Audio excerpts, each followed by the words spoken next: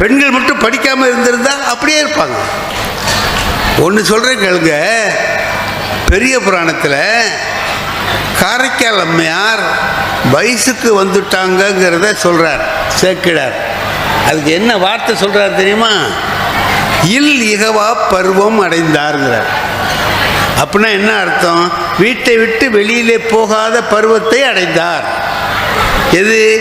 அப்போ ஒரு பொண்ணு வயசுக்கு வந்துட்டா வீட்டை விட்டு வெளியில் போகக்கூடாது, அந்த பருவத்தை அடைந்தார்னு சொல்லி எழுதுகிறார். ஆனால் இப்போ என்ன நிலைமை மாறி இருக்கு பார்த்தீங்களா? வயசுக்கு வந்த அப்புறம் தான் வெளியே புறப்படுது. காலேஜுக்கெல்லாம் போகிறதுல அப்புறம் தானே போக முடியும். போகிறதுல என்ன தப்பு இருக்குது? ஒன்றும் தப்பு இல்லையே, சரியான விஷயம் தான் நடக்குது. இப்போது இந்த பெண்களுடைய முன்னேற்றம் இப்படி இருக்குது. சில நேரங்களில் பார்த்திங்கன்னா கல்யாண வீட்டுக்கு நான் போனேன். அந்த பொண்ணையும் மாப்பிள்ளையும் வாழ்த்தணும்னு நினச்சிக்கிட்டு பார்த்தேன். காலையில் போக முடியல, ஏதோ வேலையாக போயிட்டு சாயந்தரம் போய் வாழ்த்தலாம்னு போகிறேன். போனாங்க, பொண்ணையும் காணும் மாப்பிள்ளையும் காணும். நான் பொண்ணோட அப்பா இருந்தார். எங்கே 2 பேரையும் காணுமேன்னு கேட்டேன். 2 பேரும் சினிமாவுக்கு போயிருக்காங்க. என்ன ஐயோ, காலையில் தான் கல்யாணம் ஆகிருக்கு, அதுக்குள்ளேவா சினிமாவுக்கு போயிட்டாங்க அப்படின்னு.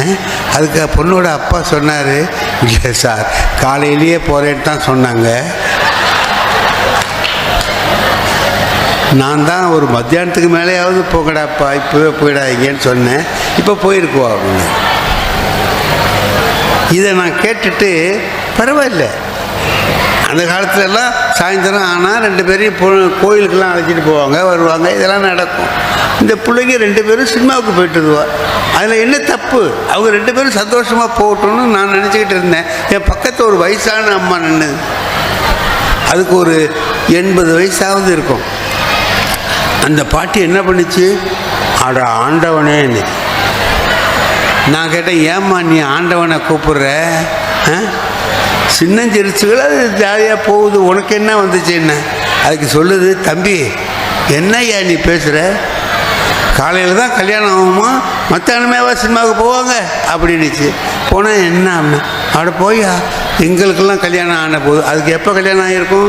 60 வருஷத்துக்கு முந்தைய கல்யாணம் ஆகியிருக்கும். எங்களுக்கெல்லாம் கல்யாணம் ஆன போது எங்கள் வீட்டுக்காரர் மூஞ்சை பார்த்து பேசுகிறதுக்கே 3 வருஷம் ஆகிட்டுதுன்னு. அப்புறம் ஒன்று சொன்னிச்சு, அதுக்குள்ளே 2வது பையன் பிறந்துட்டான்னு. நான் பார்த்தேன், மூஞ்சி பார்க்காமலே 2 பையன் பிறந்திருக்கான்னா இது பார்த்துருந்தா என்ன ஆகும்னு நினச்சேன்.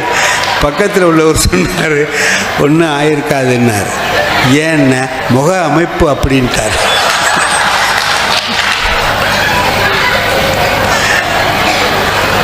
சார் நீங்கள் வேறு ஒன்றும் இல்லை, அந்த காலமாக இருந்தாலும் சரி இந்த காலமாக இருந்தாலும் கணவன் மனைவி சேர்ந்து வாழ்வதுங்கிறது ஒன்று தான். அப்போ கோயிலுக்கு போனாங்க, இப்போ சினிமாவுக்கு. உனக்கு என்ன அதில் கஷ்டம்? நாளைக்கு கோயிலுக்கு போகிறாங்க, நீ கோயிலுக்கு போகல, நாளைக்கு போகிறாங்க. ஒரு மாறுதல். இதெல்லாம் எதனால் வந்ததுங்கிறத நீங்கள் எல்லாரும் யோசித்து பார்த்தீங்கன்னா படிப்புனால வந்தது. படிப்பு மட்டும் இல்லைன்னா இதெல்லாம் நடந்திருக்காது. நான் ஒன்று தெரிஞ்சுக்கிட்டேன், எனக்கு கல்யாணம் ஆன போது அன்னைக்கே எனக்கு முதலிரவு. எவனாவது அவன் முதலிரவை பற்றி சொல்லுவானா? நான் சொல்கிறேன், அது ஒரு விஷயம் இருக்குங்கிறதுக்காக தான் சொல்கிறேன். அன்னைக்கே எனக்கு முதலிரவு. என் நண்பர்கள்லாம் சேர்ந்துக்கிட்டு என்ன பண்ணுறானுவோ, கேலி பண்ணுறானு, அது இது என்னமோ சொல்கிறானுவோ. எனக்கு சில பேர் யோசனையெல்லாம் சொல்கிறான். அவன் எவனுக்குமே இன்னும் கல்யாணம் ஆகலை, அவன்லாம் நமக்கு யோசனை சொல்கிறான். இது நம்ம தலை விதிரா அப்படின்னு நினச்சி கேட்டுக்கிட்டு இருக்கேன். கடைசியில் ஒருத்தன் சொன்னான் அருமையான விஷயம். இந்த பாரு, பொம்பளைங்க எப்பவும் பேச மாட்டாங்க, நீ தான் முதல்ல பேசணும். பேசுகிற போது நல்ல வார்த்தையை சொல்லி வாழ்க்கையை ஆரம்பிடா. சொல்கிறேன், என்னடா சொல்லணும்னு? உன் குடும்பத்தை பற்றியும் அவங்க குடும்பத்தை பற்றியும் நல்லா நினைக்கிற மாதிரி சொல்லி ஆரம்பி, அப்போ தான் 2 குடும்பத்துக்கும் நல்ல நட்பு இருக்கும் அப்படிங்கிற மாதிரி அவன் சொன்னான். நான் இதுக்காக வேண்டி டைலாக்லாம் எழுதி என்ன பேசலாம்னு அதை மனப்பாடமெல்லாம் பண்ணிக்கிட்டு அங்கே போகிறேன். ஆனால் அதுக்கு அவசியமே இல்லை. என் மனைவியை முதல்ல பேசிட்டாங்க. என்ன பேசினாங்க தெரியுமா? நானும் எவ்வளோதான் பொம்பளைங்களை பார்த்துருக்கேன், ஆனால் உங்கள் அம்மா மாதிரி ஒரு ராட்சசி உலகத்திலே இல்லை.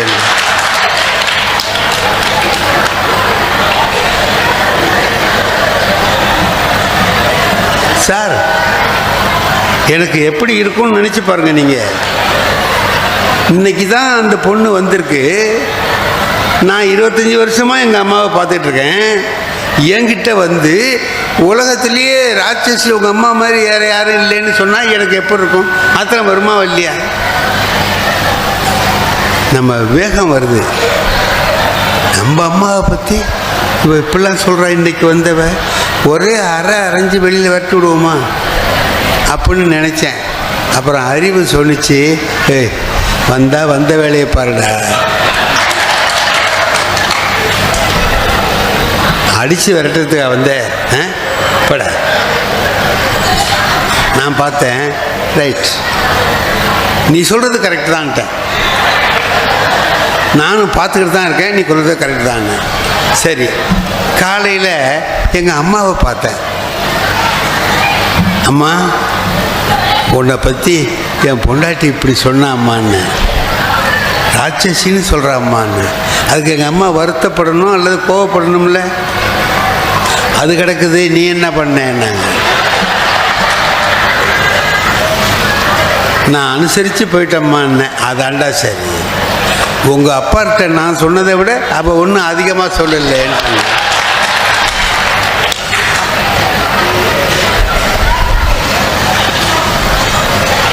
அதாவதுங்க, அதுக்கு முந்தைய ஒரு கருத்தோடு வந்திருக்கேன்.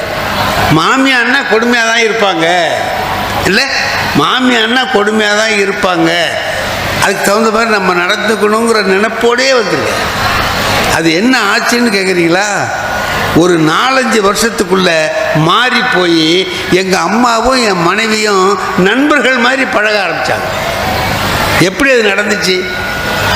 அது நடந்துச்சு? இந்த ராட்சசின்னு சொன்ன நீ எப்படி மாறின? அதுக்கு எங்கள் அம்மாவும் காரணம், என் மனைவியும் காரணம். அம்மா நடந்துக்கிட்ட முறையும் காரணம், என் மனைவி நடந்துக்கிட்ட முறையும் காரணம். இது எல்லாமே சேர்ந்து என்னன்னு பார்த்தீங்கன்னா, மனுஷன் ஒருத்தன் புரிஞ்சுக்கிட்டாக்கா பிரச்சனையே வராது. என்னை இவர் புரிஞ்சுக்கணும், இவரை நான் புரிஞ்சுக்கணும். என்னை பற்றி இவர் என்னமோ நினைக்கிறாருன்னு நான் நினச்சிக்கிறேன், நான் ஏதோ நினைக்கிறேன்னு அவர். தேவையில்லாத விஷயங்கள், ஒன்றுக்கு ஒன்று தேவையே இல்லை. நாம் பேசுகிற போது ஒருத்தரோட ஒருத்தர் எப்படி இருக்கணும்னு கேட்டிங்கன்னா, நல்ல வார்த்தையை பேசணும். நான் என் கிளாஸில் பாடம் நடத்திட்டு இருக்கேன் சார், அதுவே நல்ல விஷயந்தான். பாடம் நடத்திட்டு இருக்கேங்கிறது ஒரு நல்ல விஷயந்தான். நடத்திட்டு எங்கள் பக்கத்தில் மரங்கள் இருந்துச்சு, அதில் வந்த ஒரு குரங்கு கிளாஸுக்குள்ளே வந்துடுச்சு. அவருக்கு தெரியும் பக்கத்தில் ஃபயர் சர்வீஸ் ஸ்டேஷன் இருக்கா, அதில் உள்ள குரங்கு டபார்னு தாவி இங்கே வந்துடுச்சு. இப்போ கிளாஸுக்குள்ளே குரங்கு வந்தால் பையன்லாம் என்ன பண்ணுவான்? அதானே. அப்போது நாம் பேசுகிற பொழுது நல்ல வார்த்தைகளை கொடுத்தா திரும்பி நல்ல வார்த்தை வரும். தவறான வார்த்தைகளை பிரயோகித்தோம்னா திரும்பி நமக்கு அதுதான் வரும். அவன் என்ன திட்டானேன்னு நம்ம நினைக்கக்கூடாது. நம்ம என்ன பண்ணணும்னு யோசனை பண்ணு. ஏதிலார் குற்றம் போல் தம் குற்றம் காண்கிற்பின் தீதுண்டோ மண்ணும் உயிர்க்கு. திருக்குறள்ல ஏராளமான விஷயங்கள் சொல்லியிருக்காங்க. கொஞ்சம் யோசனை பண்ணி பார்த்தீங்கன்னா ஒரு திருக்குறள் இருக்கு, எனக்கு அதுக்கு என்ன சொல்றாருன்னு புரியல. திருக்குறள் படித்தவங்க நிறைய பேர் இருக்கீங்க. திருக்குறள் இங்கே வகுப்பே நடந்துக்கிட்டு இருக்கு. திருக்குறள் அதுக்கு பேர் என்னங்கய்யா? நம்ம இங்கே நடத்துறது நம்ம சிவசங்கரன் ஐயா நடத்துகிறாரு. அது என்னங்கய்யா? திருக்குறள் பேரவை. திருக்குறள் பேரவை சிவசங்கரன் ஐயா நடத்துகிறார். இவங்கெல்லாம் இருக்காங்க. இங்கே ஐயாசாமி ஐயாவெல்லாம் வருவார். அப்படி உள்ள இடம். அந்த திருக்குறளில் சொன்னோம்னா உங்களுக்கு அதுக்கு ஒரு பொருள் புரியும். நான் ஒன்று சொல்கிறேன், ஒரே ஒரு குறள். உதவி வரைத்தன்று உதவி. உதவி செய்யப்பட்டார் சால்பின் வரைத்து. என்ன அர்த்தம் சொல்றாரு தெரியுமா? உதவிக்கு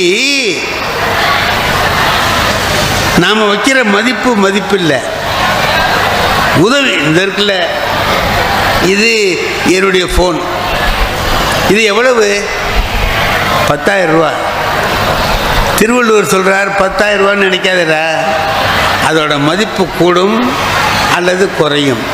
எப்போ நீ இதை ஒரு ஆளுக்கு ஒன்றுமே இல்லாத ஆளுக்கு கொடுக்குறேன்னு வை, அவன் வாங்கிக்கிட்டு கோடி ரூபாய்க்கு சமம்மா. நிறைய வச்சிருக்க மாட்டேன், இதை கொடுத்தீங்கன்னா இது ஒன்று தூக்கி போட்டுட்டு ஏன் இதாக கிடைச்சதா வேற நல்லது கிடைக்கலையான்னு கேட்பேன். இதோட மதிப்பு என்பது என்ன? நான் இதை புரிஞ்சுக்கிறதுக்கு ஒரு தடவை என்ன பண்ணேன், தீபாவளி நாள், தீபாவளியில் நான் குடியிருந்த தெருவில் கடைசி வீட்டில் ஒரு செட்டியார் இருந்தார், நல்ல வசதியானவர். இப்போ நம்ம வீட்டுக்கெல்லாம் யாராவது தீபாவளி அன்னைக்கு கேட்குறதுக்கு வந்தாங்கன்னா நம்ம ஒரு வடையை எடுத்து போடுவோம், ஒரு சுழியனை எடுத்து போடுவோம், எது வீணாக போச்சோ அதை போடுவோம், அல்லது எது வேண்டாமோ அதை எடுத்து ஏதோ ஒன்று போடுவோம். அவன் நம்மளை திட்டிக்கிட்டே போவான், இதான் நடக்கும். ஆனால் அவன் என்ன பண்ணுறான், அந்த செட்டியார் என்ன பண்ணுவார்னு கேட்டிங்கன்னா, வர்றவங்களெல்லாம் உள்ளே அழைச்சிக்கிட்டு போய் தலை வாழை இலை போட்டு உட்கார வைப்பார். தலை வாழை இலை போட்டு யாரை பிச்சை எடுத்துக்கிட்டு வர்றவரை உள்ளே அழைச்சிக்கிட்டு போய் உட்காரியான்னு பாய் போட்டு பந்தி பாய் விரித்து அதில் உட்கார வச்சு எதுக்க தலை வாழை இலை போடுவார். அவர் மனைவியை பரிமாற சொல்லுவார். வடை பாயசத்தோட சாப்பாடு, வீட்டில் செஞ்சிருக்கிற பலகாரங்கள் எல்லாத்தையும் வரிசையாக வைப்பார். நல்லா சாப்பிடுங்க ஐயா, சாப்பிடுங்க. சாப்பிட்டு முடித்த உடனே ஒரு 4 முழ வேட்டி, ஒரு துண்டு கொடுப்பார். அது கூட வெத்தலை பாக்கில் ஒரு 5 ரூபா பணம் வச்சு கொடுப்பார். இது அவர் செய்வார். இது எனக்கு தெரியும். இதை நாம் தெரிஞ்சுக்கணுங்கிறதுக்காக நான் என்ன பண்ணேன், அந்த தீபாவளி அன்னைக்கு வெளியில் நின்றுக்கிட்டு அந்த மாதிரி வாங்கிட்டு வர்றவங்கள பார்த்தேன். ஒருத்தரை கேட்டேன், ஐயா எங்கே போய்ட்டு வரீங்க? செட்டியார் ஐயா வீட்டுக்கு போய்ட்டுங்க. என்ன பண்ணார் சார்? இல்லை என்ன பண்ணார்? உள்ளே அழைச்சிட்டு போய் உட்கார வச்சார். பெரிய இலையெல்லாம் போட்டு இந்த அம்மாவை விட்டு பரிமாற சொன்னார். ஒரு வேலைக்காரனை விட்டு பரிமாற சொல்லலாம், கஞ்ச பைய போல இருக்கு விட்டார். அப்புறம் சாப்பாடு தான் போட்டாரா? வேறு நல்ல சாப்பாடு தான் போட்டார் சார். அதான் எங்கே பார்த்தாலும் போடுறாங்களே சார். வேறு எதுவும் கொடுத்தாரா? கொடுத்தாரு. 4 முழ வேட்டி. ஏன் சார் ஒரு 8 முழ வேட்டி கொடுக்கக்கூடாது? எல்லாம் கஞ்ச பயிலுவது சார். யாரை சொல்கிறான்? கொடுத்தவரை வாங்கினவன் சொல்கிறான் கஞ்ச பயிலுவோன்னு. வேறு எதுவும் கொடுத்தாராண்ணா? 5 ரூபா கொடுத்தார். இந்த காலத்தில் 5 ரூபா எதுக்கு சார் ஆகும்? பிச்சைக்கார பயிலுவது சார்ண்ணா. யாரை? ஒரு தலைவாழை இலையில் சாப்பாடு போட்டு 4 முழ வேட்டி கொடுத்து ஒரு துண்டு கொடுத்து 5 ரூபா பணம் கொடுத்தவரை இவன் என்ன சொல்கிறான்? பிச்சைக்கார பையன். நான் எழுதினேன் ஒரு தாளை எடுத்து, விருந்து சாப்பாடு ப்ளஸ் 4 முழ வேட்டி ப்ளஸ் துண்டு ப்ளஸ் 5 ரூபாய் இஸ் ஈக்குவல் டு பிச்சைக்கார பைய. இன்னொருத்தன் வந்தான், ஐயா எங்கே போய்ட்டு வரீங்க? என்ன சரி சாப்பாடு? பரவாயில்ல சார், என்னைங்கெல்லாம் நம்ம போனோம்னா எடுத்துக்கொண்டாந்து போட்டு போயாம்பாங்க. இவர் உள்ளே அழைச்சிக்கிட்டு போய் சாப்பிட வச்சார். நம்ம பரிமாறினாங்க, கொண்டாங்க. வேட்டி கொடுத்தாரு, 4 முழ வேட்டி, 8 முழமாக கொடுத்துருக்கலாம். துண்டு என்ன சார், இங்கே போத்துனா இங்கே திறக்குது, இங்கே போத்துனா அங்கே திறக்குது, இதெல்லாம் ஒரு துண்டுன்னு கொடுக்குறாங்க. பணம் கொடுத்தாரு 5 ரூபா, ஏதோ எவ்வளோதோ வச்சுருக்காங்க, கொஞ்சம் கூட கொடுக்கலாம். பரவாயில்லை சார்.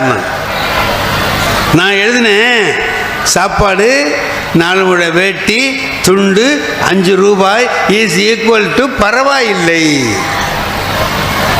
எல்லாருக்கும் ஒரே இதுதான் கொடுத்துருக்காரு. அவர் கொடுத்தது எல்லாருக்கும் சமமான தொகையில் தான் கொடுத்தார். அதோட மதிப்புன்னு பார்த்தா சமமான மதிப்பு தான். ஆனால் வாங்கினவன் ஒருத்தன் சொல்கிறான் பிச்சைக்கார பையன்னா, இன்னொருத்தன் சொன்னான் பரவாயில்லைன்னா. இன்னொருத்தன் வந்தான், என்ன ஐயான்னு, ஐயா உள்ளே அழைச்சிட்டு போய் உட்கார வச்சு அந்த அம்மா மகாலட்சுமி மாதிரி இருக்குது சார், அவங்க வந்து பரிமாறினாங்க சார். சார் வடை பாயசத்தோட நல்ல சாப்பாடு சார், நான் இந்த மாதிரி சாப்பாடு இது வரைக்கும் சாப்பிட்டதில்லை சார். அப்புறம் சார் ஒரு வேட்டி கொடுத்தாரு சார், இந்த குளிர் நேரத்துக்கு கதண்டு மாதிரி சார் போத்திக்கலாம். துண்டு வேற கொடுத்தாரு சார். அப்புறம் பணம் கொடுத்தாரு சார், 5 ரூபா 5000 ரூபா மாதிரி எனக்கு அது உதவுது சார். புண்ணியமா ரொம்ப நாளைக்கு நல்லா இருக்கணும் சார். நான் எழுதினேன் சாப்பாடு 4 முழ வேட்டி துண்டு 5 ரூபாய் இஸ் ஈக்குவல் டு புண்ணியவான் ரொம்ப நாளைக்கு நல்லா இருக்கணும். இதில் எது உண்மை? இப்போ இந்த அவர் கொடுத்த அது சாப்பாடு பணம் வேட்டி எல்லாத்துக்கும் சேர்த்து மதிப்பு என்ன? அதுக்கு ஒரு மதிப்பே இல்லை. வாங்குறவனை பொறுத்தான் அதுக்கு மதிப்பு வருதுன்னார். இதுதான் திருவள்ளுவர் சொல்கிறார். அவன் வாங்கினவன் என்ன அதுக்கு மதிப்பு கொடுக்குறானோ அதுதான். ஆக இதுக்கு என்ன நம்ம தெரிஞ்சுக்கிறோம்னு சொன்னால், நீ செய்கிறது பெருசு இல்லை, அதை என்ன செய்யணும், தக்க உதவி தேவையோ அவனுக்கு கொடு. சாப்பாடு கொடுக்கணும் யாருக்கு? பசிச்சவனுக்கு கொடு. நீங்கள் முந்தியெல்லாம் பிச்சைக்காரர்கள் நிறையா வருவாங்க, இப்போ வரதே இல்லை. நம்ம வீட்டில் நான் எங்கள் அப்பாவுக்கு நினைவு நாள் நடத்தும் போது 2 பேரை அழைச்சிட்டு வந்து சாப்பாடு போடுவேன் வீட்டில். அதான் நான் செய்கிறது, வேறு ஒன்றும் செய்கிறது இல்லை. சடங்கெல்லாம் செய்ய மாட்டேன், இதை செய்வேன். நான் இப்போ போனேன் கமலாலய கரையில் அந்த மண்டபத்தில் 2 பேர் உட்காந்துருந்தான். ஐயா நம்ம வீட்டில் சாப்பிட வாங்கன்னு கூப்பிட்டேன். நேற்றுக்கே சொல்லியிருக்கப்படாதான்னா, ஏன்ப்பா என்ன விஷயம்னு, நான் வேறு இடத்துக்கு போகிறேன்னு. சார் ஒரு நாள் முன்னாடியே சொல்லுங்கள் சார், அதான் டேட்டு புக் பண்ணிக்க சொல்கிறான். ஆள் அவ்வளோ டிமாண்டாக போச்சு, அண்ணன் ஒருத்தன் சொன்னான், சார் உங்கள் வீடு எங்கே இருக்குதுன்னு ஒரு ஆள் கேட்டான். இந்த தென்றல் நகரில் இருக்குன்னு. அவ்வளோ தூரம்னா ஆட்டோவுக்கு காசு தர்றீங்களான்னு கேட்குறேன். சார் நிறைய பேர் வந்தது போக இப்போ தேடுற மாதிரி வந்துட்டுல.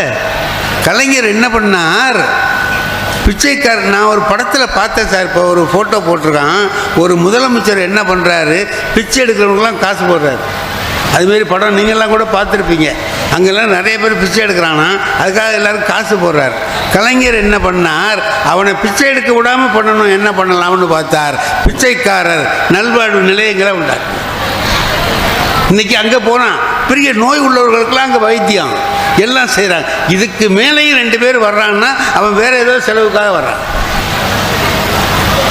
நமக்கு அது இல்லாமல் ஆக்கி வச்சுருக்கிறோம். நம்முடைய மாநிலத்தில் அது சிறப்பாக நடந்திருக்கு.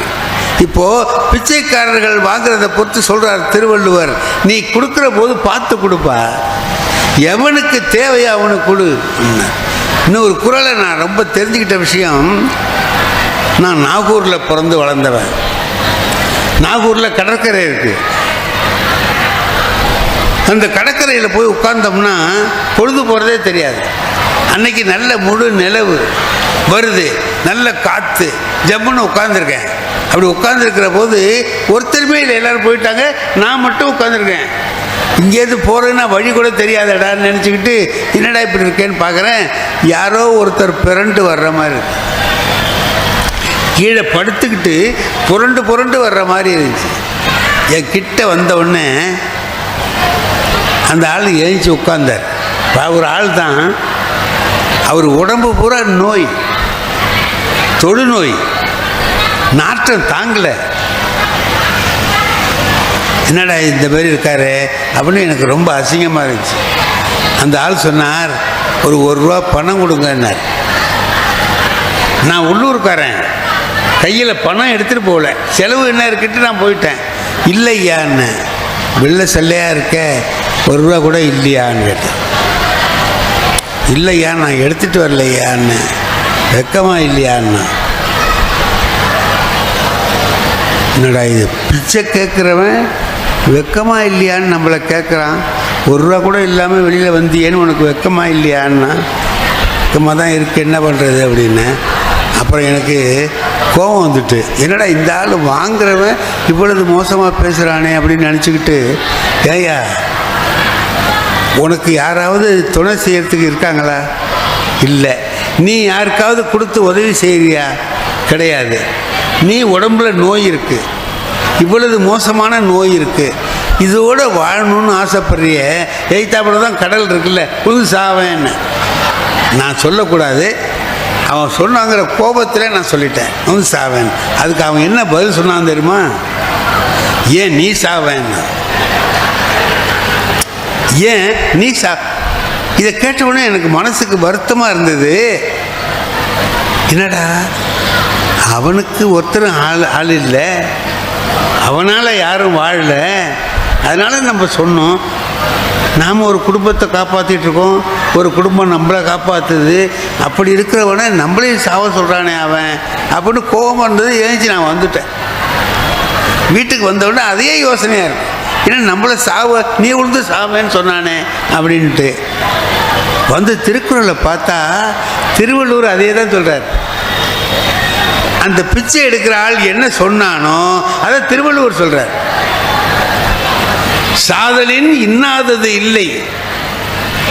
டேய், சாவறது போல கொடுமையானது எதுவுமே இல்லைப்பா. இனிது அதுவும் இனிமையாகும். எப்போ தெரியுமா? ஈதல் இயையாக்கடை. உன்னால் கொடுக்க முடியாத நிலைமை வரும்போது நீ வாழ்கிறதை விட சாவறது நல்லதுங்கிறார். அவன் என்ன சொன்னான்? நான் எடுக்கிறவன் சாவ வேண்டியதில்லடா, கொடுக்க முடியாத நீ தான் சாவணும்னா. ஒரு குறளில் எவ்வளவு நுணுக்கமான கருத்துக்களை திருவள்ளுவர் சொல்லியிருக்கிறார். அந்த குறளை படிக்கிற பொழுது நமக்கு அதுக்கு பிறகு அந்த குறளை படிக்கிற போதெல்லாம் அவன் சொன்னது நினைப்பு வரும். எவ்வளவு அழகாக அந்த ஆள் சொல்லியிருக்கிறார் அப்படின்னு. அப்போ நாம் அந்த குறளை படித்ததுனால அவன் சொல்றதில் உள்ள உண்மை நமக்கு தெரியுது இல்லையா? நூல் பல கல்னு நான் தலைப்பு கொடுத்துருக்குறேன். பல்வேறு நூல்களை படிக்க வேண்டும். எப்படி படிக்கிறது? படித்தா என்ன வரும்னா வீண் பேச்சு குறையும்,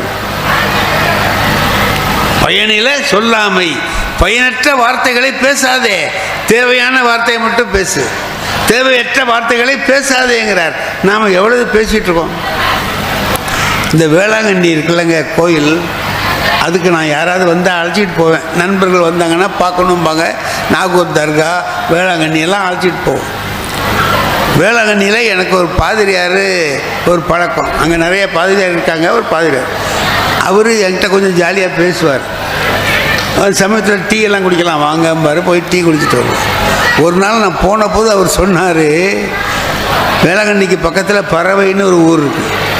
அந்த ஊரில் ஒருத்தன் இருக்கானா, ஒரு இளைஞன். சார், உலகத்தில் உள்ள கெட்ட பழக்கம் பூரா அவனுக்கு உண்டு சார். தண்ணி அடிப்பான், சிகரெட்டு குடிப்பான், என்னென்ன தப்பு உண்டோ அவ்வளவும் செய்வான், அலைவான், தப்பெல்லாம் பண்ணுவான். இது அந்த ஊரில் உள்ளவங்கெல்லாம் என்கிட்ட சொல்லி, ஞாயிற்றுக்கிழமை அவன் இங்கே சர்வீஸுக்கு வர்றான்ல, அப்போ நீங்கள் கொஞ்சம் சொல்லுங்கள் அவனுக்கு இந்த மாதிரிலாம் இருக்கக்கூடாதுன்னு சொல்லி அவங்க அப்பா அம்மா சொல்லியிருக்காங்க. ஊரில் உள்ளவங்க கூட சொல்லியிருக்காங்க. இப்போ பாதிரியார் என்ன செய்வார், அந்த இடம் கூப்பிட்டு அவனை வரும்போதெல்லாம், இங்கே வாப்பா, இந்த மாதிரிலாம் இருக்கக்கூடாது, தப்பு பண்ணக்கூடாது. இன்னும் பண்ணல சார், இன்னும் பண்ண மாட்டேன் ஃபாதர், இன்னமும் பண்ண மாட்டேன் ஃபாதர் அப்படின்னு சொல்லுவானே தவிர அதே தான் செய்வான். இவர்கிட்ட சொல்லுவான், அப்புறம் அதுதான் செய்வான். போ என்ன ஆயிட்டுன்னு கேட்டால் இவரை கண்டா அவன் ஒதுங்க ஆரம்பிச்சிட்டான். இந்த ஆள் என்ன பண்ணுவான், கூப்பிட்டு அட்வைஸ் பண்ணுவான், ஏன்டா இவனை பார்ப்பானேன்ட்டு இவரை கண்டா பார்க்காத மாதிரி அப்படி போயிடுவான். அப்புறம் ஒரு நாள் பாருங்க சார், அவனாக வந்தான், அவனாவே என்கிட்ட வந்தான், என்னை கண்டா ஓடினவன் வந்தான். வர்றானே என்ன விஷயம்னு பார்த்தேன். கிட்ட வந்து ஃபாதர் ஒரு சந்தேகம்னா, என்னப்பா அப்படின்னு கேட்டேன். இந்த முழங்காலில் முட்டி. ஐயா வாங்க, வணக்கம் வணக்கம். நம்முடைய மாவட்ட ஆட்சித்தலைவர் அவர்கள் வருகிறார்கள். அவர்களுக்கு எனக்கு அன்பான வணக்கத்தை தெரிவித்துக் கொள்கிறேன்.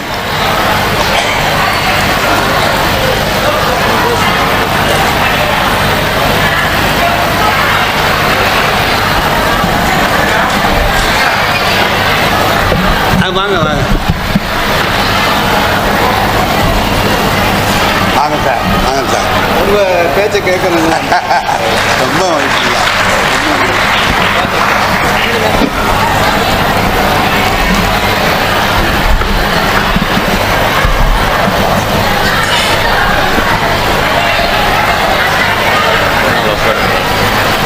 உட்கார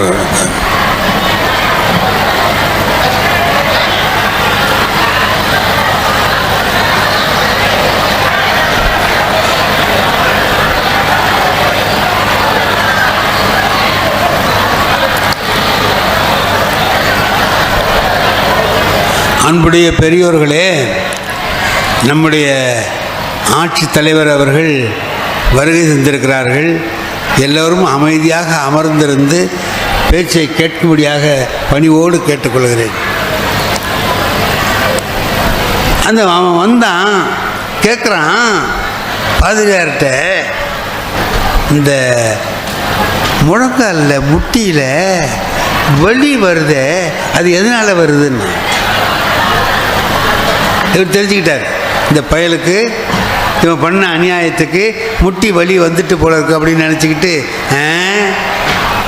தண்ணி அடித்தா வரும், நான் சொல்கிறதெல்லாம் கேட்காம அலைஞ்சா வரும். அப்படியா ஃபாதர்? ஏண்டா நான் சொன்ன கேட்டியா நீன்னு? எனக்கு இல்லை ஃபாதர், போப்பாண்டவர் முட்டி வலியில் ஆஸ்பத்திரியில் இருக்காருன்னு பேப்பரில் பார்த்தேன். அது எதனால் வருதுன்னு கேட்கலான்னு தான் பார்த்தேன். நீங்கள் தான் சொல்கிறீங்கல்ல, இன்னது செஞ்சால் வருமா? ஐயா அவரை சொல்லடனா, நான் உங்களை என்ன சொன்னேன்?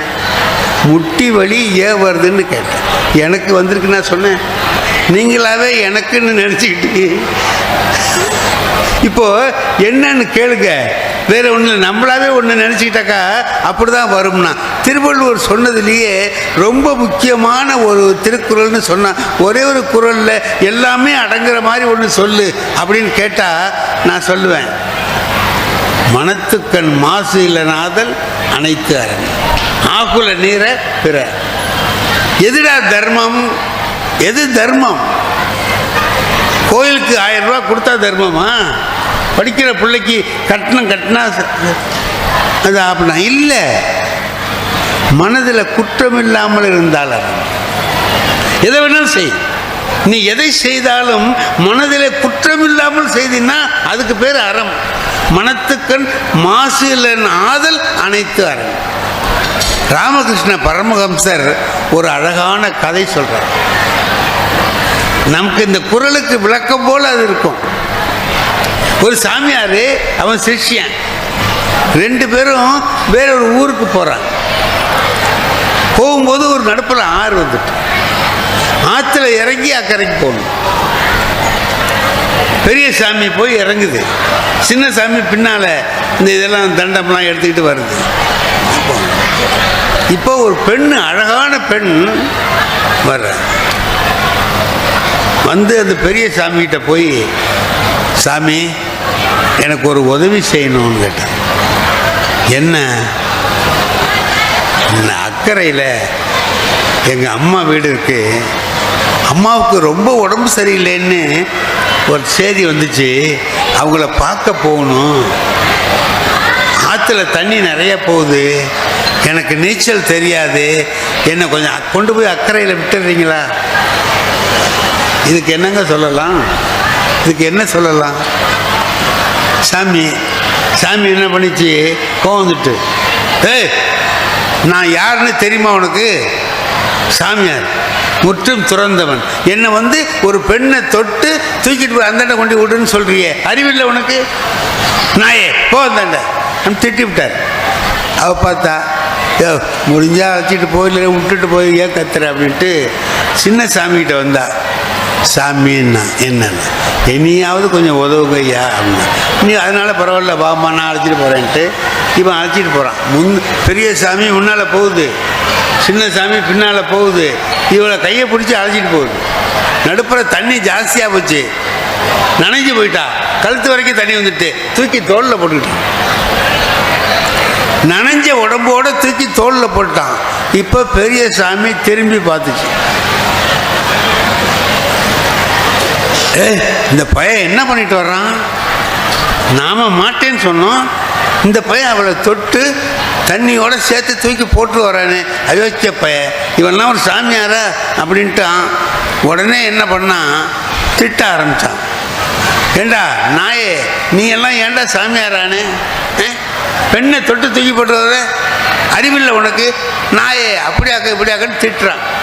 இதுக்கு சின்ன சாமி ஒன்றுமே பதில் சொல்லலை. அவன் பாட்டுக்கு வரான்.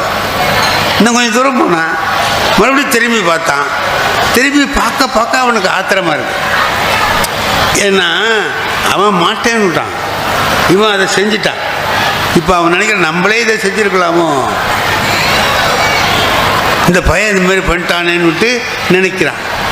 இப்போ சாமியார் பெரிய சாமி, சின்ன சாமி.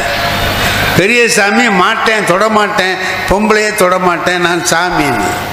சின்ன சாமி என்ன பண்ணான், பரவாயில்ல வான்னு அழைச்சிட்டு போனான். நனைஞ்சு போச்சு, தூக்கி தோளில் போட்டு போகிறான். பெரிய சாமி திட்டுறான். அறிவு இருக்கா உனக்கு, ஒரு சாமியாராக இருந்துக்கிட்டு பெண்ணை தொட்டு தூக்கி போட்டு போறியே, நீ எல்லாம் ஒரு சாமியாராடா, அப்படி ஆக்கும் இப்படி ஆக்கும். அவன் அதை பற்றி ஒன்றுமே சொல்லலை. அக்கறைக்கு போனான், அந்த பெண்ணை விட்டான், நீ போம்மான். அப்போ அவங்க அம்மாவை பார்க்கறதுக்கு போயிட்டா. இப்போ திரும்பி போகிறாங்க. பெரிய சாமி திரும்பி திரும்பி சின்னவனை திட்டுறார். நீ எல்லாம் ஒரு மனுஷனா, அறிவு கட்ட நாயே, அப்படியே இப்படியே திட்டு. அவன் பாட்டுக்கு வரான். நீ எது வேணாலும் திட்டு, ஏன்ட்டா பாட்டுக்கு வரான். அங்கே போனால் ஒரு மகாநாடு நடக்குது, சாமியார்கள் மகாநாடு. அதில் நம்ம ஆள் பேசுகிறார். பெரிய சாமி பேசும்போது சொல்கிறாரு, சாமியாரெல்லாம் கெட்டு போயிட்டான், வீணாக போயிட்டானுவ. எனக்கு ஒரு சிஷ்ய சாமி இருக்கான், அவன் பாருங்க ஒரு பொம்பளையை தொட்டு நனைஞ்ச உடம்போட தூக்கி போட்டுக்கிட்டு வந்தான், அறிவு கட்ட பைய, செஞ்சியா இல்லையாடா அப்படின்னு கேட்டார். அவன் எழுந்திரிச்சான். அவன் ஒரு செய்தி சொன்னான், அருமையான செய்தி. பரமஹம்சர் அதை எழுதுகிறார்.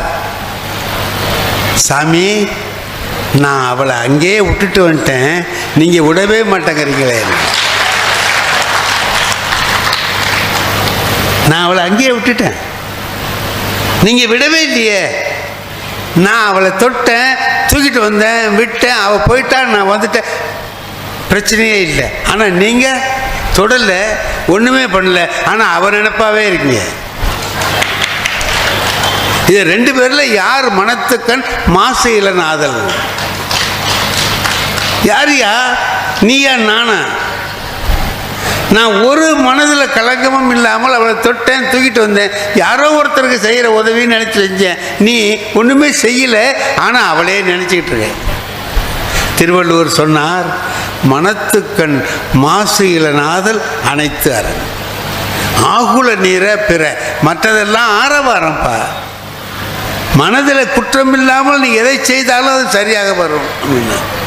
நீங்கள் நாம் இவ்வளோதையும் படித்து தெரிஞ்சுக்கிட்டு வாழ்க்கையை நடத்துகிறோம். இப்போ நம்ம ஒரு செய்தி சொன்னோம்னா அதுக்கு பின்னால் நாம் படித்த புத்தகங்கள், நாம் பெற்ற அறிவு இவ்வளவு இருக்குது.